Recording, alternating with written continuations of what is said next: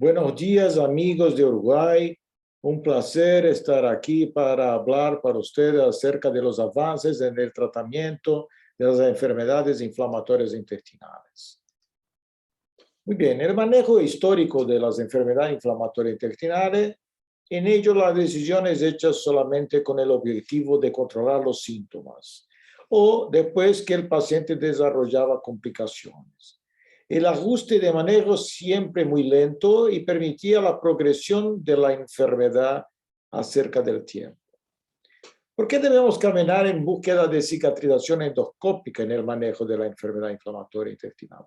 Porque, a ver si crees, los síntomas son inespecíficos. Entonces, muchas veces el paciente está en remisión endoscópica, pero tiene algunos síntomas porque tiene como más síndrome de intestino irritable, una infección, una obstrucción. Y el contrario también es posible. Puede haber cicatrización endoscópica y el paciente, o no haber cicatrización endoscópica, y el paciente tener pocos síntomas. Todo puede ocurrir. Entonces, es muy importante hacer la endoscopía y verificar si hay o no cicatrización endoscópica, porque esto también se asocia con una mejoría a corto y largo plazo. Y permítanos decir, se va a tener una remisión sostenida cuando se queda por largo plazo, con tasas reducidas de hospitalización y cirugía y posiblemente también menos displasia y cáncer. La remisión, ella tiene que ser obtenida también con la medicación, pero también tiene que haber mantenimiento de la remisión con la medicación. Y de preferencia que haya el mantenimiento de la remisión sin el uso de corticoides y que encuentre también la remisión endoscópica, la cicatrización de la mucosa. Hay algunas estrategias propuestas para verificar la cicatrización, alcanzar la remisión sostenida. Una cosa importante es tratar precozmente con la medicación más efectiva, no solamente acreditar a los síntomas. Este es un trabajo que participé yo en París, donde se fue discutida la enfermedad de Crohn precoz, cuándo se puede definirla para que no haya complicaciones y se instaure el tratamiento precoz. Hay muchas medicaciones para la enfermedad de Crohn. Este es el mecanismo de acción y mira, donde se puede actuar para interrumpir el proceso inflamatorio. Hay muchas medicaciones, muchas ya están en el mercado y otras que van a vir en el futuro. Hemos recorrido un largo camino. Entonces, desde que fue reconocida la enfermedad de Crohn hasta los tiempos de la definición de la enfermedad, y las medicaciones que son usadas, como prednisona, mesalazina, los inmunosupresores, las medicaciones biológicas y más recién las moléculas pequeñas. Los biológicos también tienen una importancia muy grande. Hace más de 20 años que están en el mercado para el tratamiento de las enfermedades inflamatorias intestinales. Los tratamientos tienen que tener objetivos, opciones de acuerdo con la gravedad, verificación de los efectos adversos y también una atención especial para la pérdida de respuesta. Las características relacionadas con la enfermedad para el tratamiento son la actividad, la gravedad, la posibilidad de complicaciones y la respuesta a tratamientos anteriores. Hay características no relacionadas con la enfermedad, como una infección que puede ocurrir y comorbidades que tenga el paciente. La actividad y la gravedad se pueden ser basadas a reportes del paciente y también a datos objetivos, datos que los médicos pueden tener de la endoscopía, de exámenes de sangre, y también verificar la severidad de la enfermedad acerca de la edad, la extensión de la enfermedad y otros factores que pueden ser verificados por el médico. El objetivo siempre, inducción de la remisión, mantenimiento de la remisión, monitoreo y prevención de complicaciones. Es muy importante que la medicación va a tener mejor respuesta siempre que el paciente la toma de una forma correcta y también que tenga una adicción al tratamiento. Entonces, no basta solamente el profesional de salud prescribir. El paciente tiene que tomar la medicación de una forma adecuada. Las opciones de tratamiento para la enfermedad inflamatoria leve son como los corticoides, los aminosalicilatos, tienen también algunas posibilidades de efectos adversos en su tratamiento. Las opciones para la enfermedad moderada grave van desde los inmunosupresores hasta los medicamentos biológicos, los anti-TNF, anti-integrina, anti-interleuquina y el tofacitinib, las moléculas pequeñas.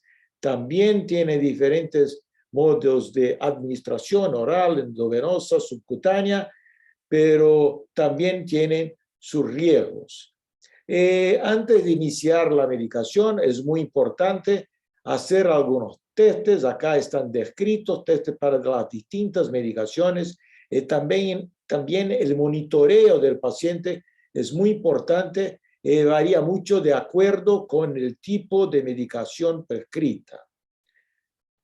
Hay algunas preguntas no respondidas acerca de las terapias con anti-TNF, como ¿por qué algunos no responden a la terapia? ¿Por qué algunos tienen pérdida de respuesta?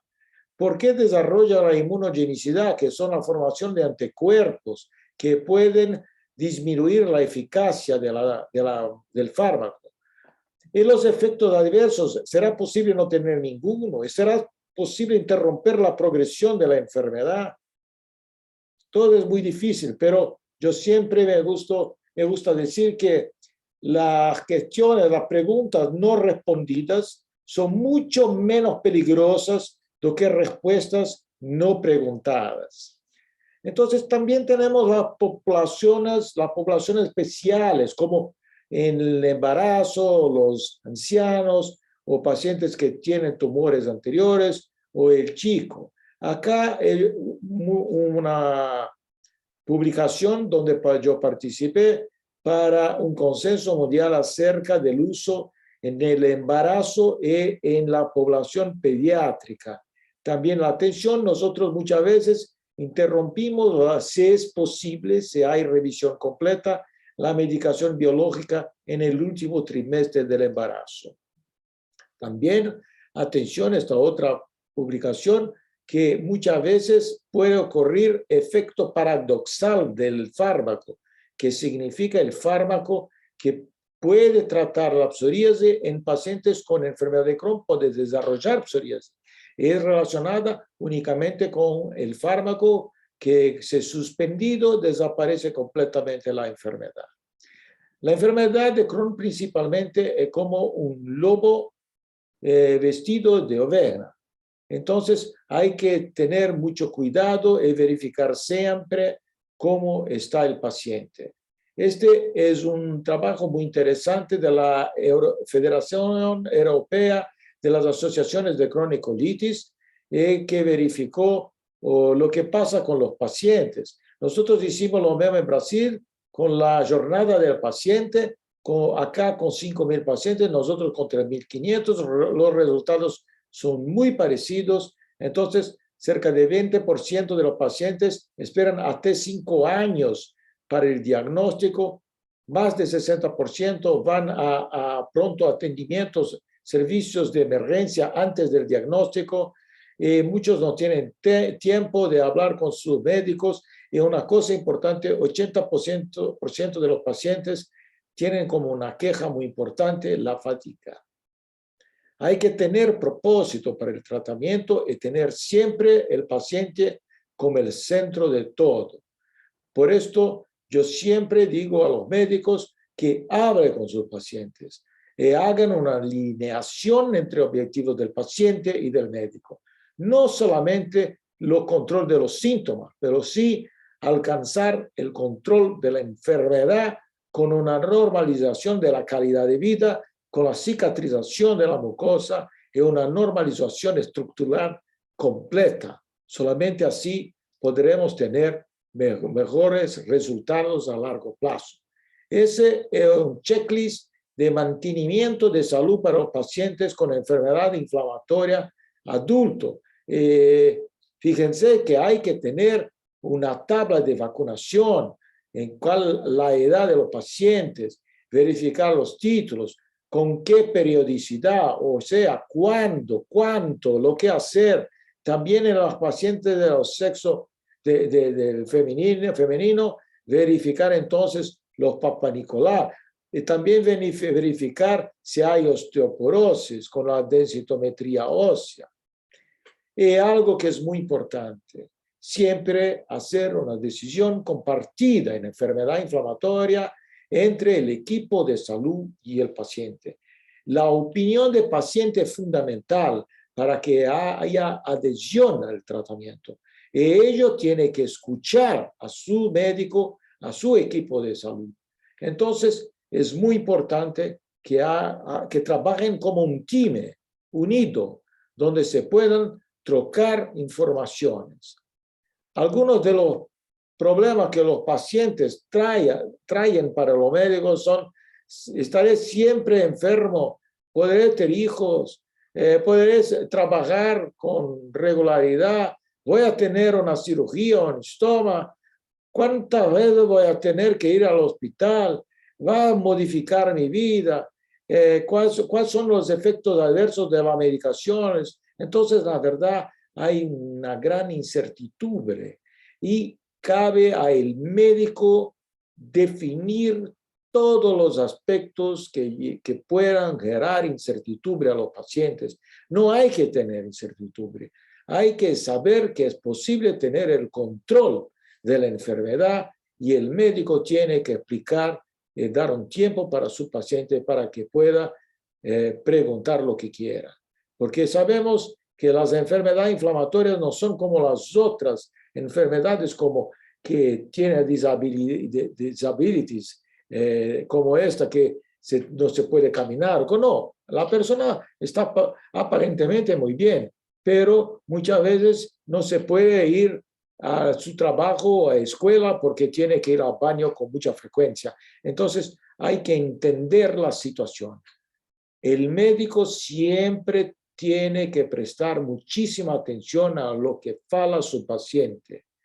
Si no, el paciente puede volver a la consultación con una camisa como esa, que dice: yo no parezco enfermo, tú no pareces estúpido, pero las apariencias pueden engañar. Entonces, atención, trabajando como un team, todo se va a resultar muchísimo mejor. Gracias por su atención y un abrazo a todos ustedes.